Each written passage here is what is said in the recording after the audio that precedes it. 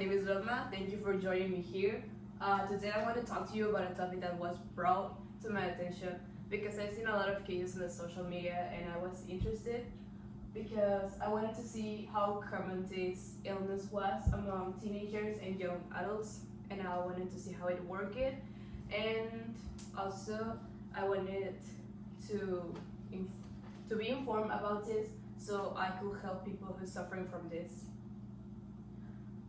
First of all, I'm going to talk to you about depression and what's its meaning. Depression is a common and serious medical illness that negatively affects how you feel, the way you think, and how you act. Depression can cause feelings of sadness and a loss of interest in your daily activities. And it can lead to a variety of emotional and physical problems and can decrease a person's ability to function at work and at home. According to the American Psychiatric Association, this was published in 2017.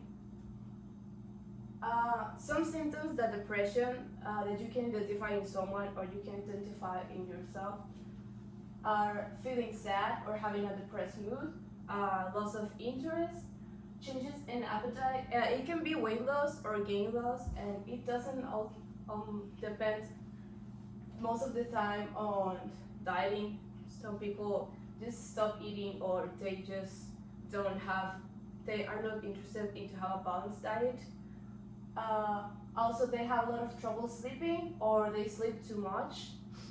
There's also loss of energy or increased fatigue.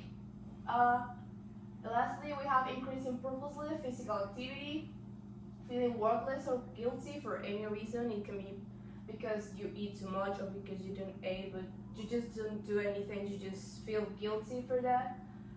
Difficult thinking, concentrating, and thoughts of death or suicide.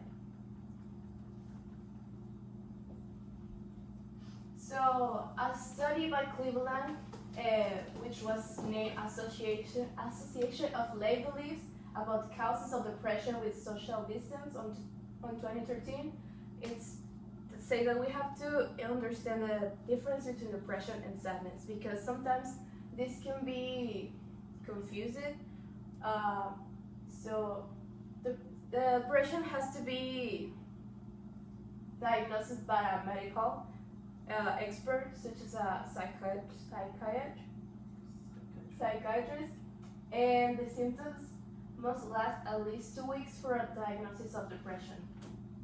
Also, we need to understand that some medical conditions such as thyroid problems, a brain tumor, or vitamin deficiency can mimic symptoms of depression, so we have to understand that these medical conditions can have some that can impact our mental health, but it doesn't mean that you have depression. It's just that it's the causes that this medical condition is bringing to you. So I have here a comparison chart between being sad and depressed. So this study was based on the death of a loved one, loss of a job, or the ending of a relationship, which all of these are difficult experiences for a person to endure. So when you're being sad, it's very common to be in grief, have painful feelings, coming waves, often intermixed with positive memories of the disease or your relationship. But when you are depressed, mood and interest are decreased for most of 2 weeks.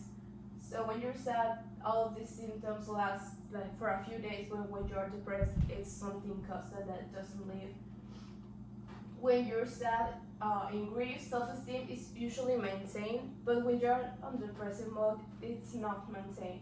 You don't have self-esteem and you feel guilty of a lot of things. The National Institute of Mental Health, on his National